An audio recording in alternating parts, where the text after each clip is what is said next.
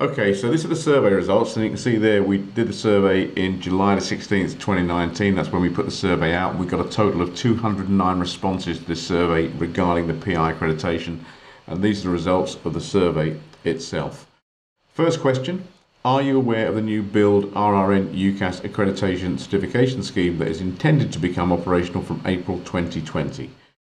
83.25% of people said yes. 16.75% of people said no. How important do you think that restraint reduction is? Well, starting from the top, 2.39% said it's not important at all, which is quite interesting. 11.96% said somewhat important. 30.14% said important, and 55.5% said essential. So I think we can all agree that restraint reduction is important, if not essential. Question 3. Do you consider the BILD Accreditation Certification Scheme offers value for money? Starting from the top again, 44.5% said no. 11.48% said little value for money. 7.18% said average value for money. 6.22% said good value for money. 3.35% said exceptional value for money. And 27.27% didn't know, said they don't know. Question 4. Do you think that the BILD RRNIUKAS Accreditation Certification Scheme will lead to a reduction in the use of restraint? Starting from the top once again, 34.45% said highly unlikely. 31.58% said unlikely. 25.36% said possibly. And 8.61% said very likely. That's quite concerning because for us, as part of our due diligence, over 65 or roughly 66% of people said that it would not lead to a reduction in the use of restraint, although many people agree that restraint reduction is important, if not essential. Question 5. Taking the BILD RRNIUKAS scheme as a whole, do you regard it as, starting from the top, excellent, 8.61%, good, 11%, satisfactory, 25.36%, poor, 35.41%, and very poor, 19.62%. So again, looking at this as a business, we've got here roughly 56% of people saying it's poor or very poor combined, and only 25% saying it's satisfactory. That leaves a very small percentage, if we look at excellent and good together, of roughly 19.61% saying that it's excellent or good.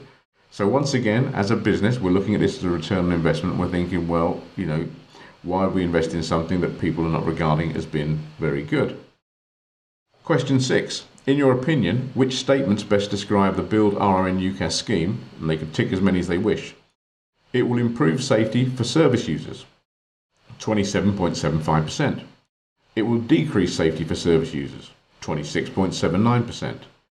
It will improve safety for staff, 21.05%. It will decrease safety for staff, 29.67%. It is absolutely necessary, 15.31%. It is totally unnecessary, 22.01%. The time needed to be spent on it will be worth it, 18.66%. It is time wasting, bureaucratic and pointless, 53.11%. Question 7. In your opinion, which kind of organisation would make an appropriate organisation to accredit PMVA training standards? And again, people could tick as many as they wished. Starting from the top, 77.29% said an organisation already providing accreditation and certification such as an Ofqual regulated awarding organisation, i.e. Pearson's, Highfields, etc.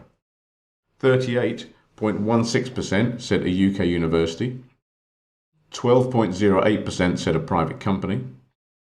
And 24.15% said an organisation providing support to a certain population such as BILD. Question 8. Which of the following reflects your opinion about accrediting PMVA training standards? And you can tick as many as you wish. Starting from the top, it is unnecessary, 3.35%. It is essential, 48.33%. It is important that any training standards reflect cross-sector best practice, 75.6%. Training standards should prioritise the interest of service users above staff, 4.31%. Training standards should prioritise the interests of staff above service users, 4.31%. Training standards should treat the interests of service users and the interests of staff equally, 82.3%. Question 9. What is your opinion about the use of certain pain compliance techniques and prone restraint positions? And again, people could tick as many as they wish to. 5.74%, starting from the top once again, said they should be removed from all kinds of PMVA training, whatever the circumstances. 69.86% said they should not be removed from PMVA training, but treated as exceptional / emergency interventions. 6.22% said they should be available for staff to use as freely as they see fit. 6.22% said change their names to, for example, escape and rescue interventions is helpful. 45.45% said change their names to, for example, escape and rescue interventions is not helpful and can lead to disingenuous recording and reporting. And 81.34% said they should be justified by the organisational risk assessment and training needs analysis and each patient service user's behavioural care plan and restraint risk assessment. We also asked a question, which was question 10, do you have any other comments that you would like to make with regards to the new proposed physical intervention accreditation standards? And we got a lot of responses on this, and many of those responses sat with the same views that we hold, and there were a few comments that were in favour and very positive about the BILD RRNIUKAS standards, but I have to say the vast majority of them were not very complimentary at all and were very critical and negative, and that's why, again, looking at the data that we've actually collated in doing our due diligence, we have decided, based on our own research, not to go ahead with the accreditation scheme.